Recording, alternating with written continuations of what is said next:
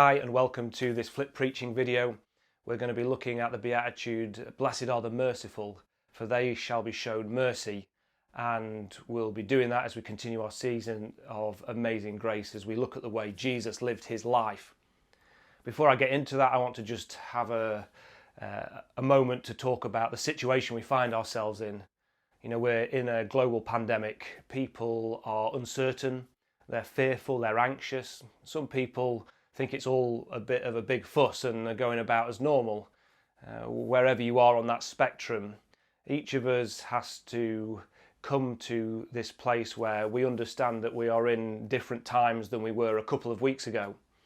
And so it could be that churches have to close their services down in the coming weeks. It may be that people find themselves asked to stay at home for extended periods of time. We don't know exactly what will happen, but I want you to know that as a church we will continue to try and communicate through videos like this with flip preaching, live streaming our services, and we're looking at other ways in which we can communicate and get information out to people in the church and across the circuit. There'll also be other opportunities that we're looking into, that if you need help, maybe you need food or supplies or even just a phone call so you can talk to someone, then we're looking at ways in which we can partner with people and encourage people to do that. If you need help, then please contact the church office at Cullercoats or get hold of me on Facebook or something, and we'll do what we can to help you. But please know we're praying. Please know that we're doing all that we can at this time to try and keep you all connected and keep you all safe and looked after. So blessed are the merciful, for they shall be shown mercy.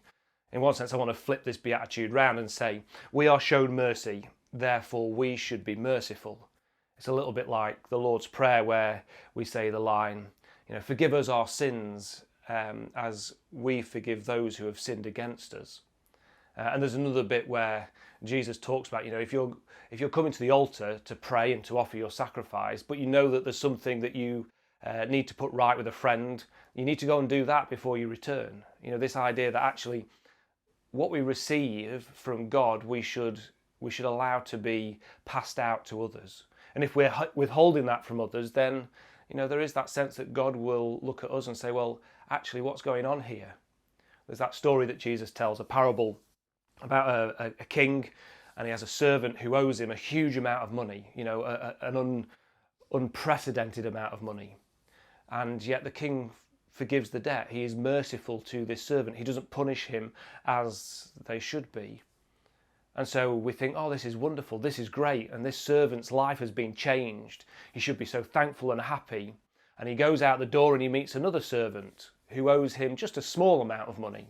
And we think, oh, great, he's going to forgive this debt since he's just received forgiveness and mercy himself. And what happens?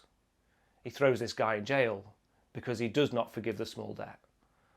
And then we hear that the king finds out and says, look, I showed you this great mercy. I forgave this great debt, and yet you have not passed that on.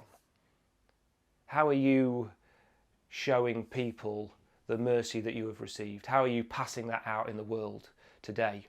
We're in a situation where people need to be given mercy. We're in a situation where people need to feel that they're not having things weighed upon their shoulders. So think of the people you know, the situations that you're aware of, and think, how can I show mercy in these places? What does it look like for me to be merciful to people?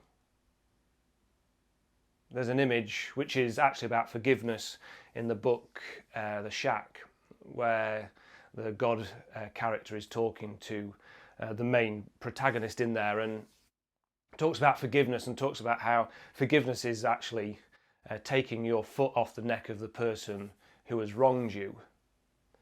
But I reckon actually mercy is a little bit like that sometimes, that when we choose to withhold mercy, it's almost as if we choose to continue to burden the person that may owe us something or that has wronged us in some way. And so maybe at this time where people are trying their best to do all that they can, we need to work out a way in which we can be merciful to others. What does that look like for us in this time? So that might be something you want to pray about, something you want to look into in these moments. But I also want to think about, actually, I can go and do this each and every day, not just in this situation, but throughout my life. I can be someone who shows others mercy because I have received mercy myself. So I hope you enjoy watching this video, thinking about this verse, seeing how you can be merciful out in the world this week.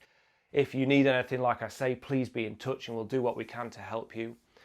But also just pray, pray for the situation we find ourselves in, that God would help inspire those people looking for vaccines, would help those people in the NHS who are working to heal and to look after the sick, and for those people that are out in our communities doing all that they can to support others. Please pray for them at this time as well. We will see you soon, hopefully, whether it's through a video like this or on a live stream or in some other way. But please be safe at this time. Take care. Bye.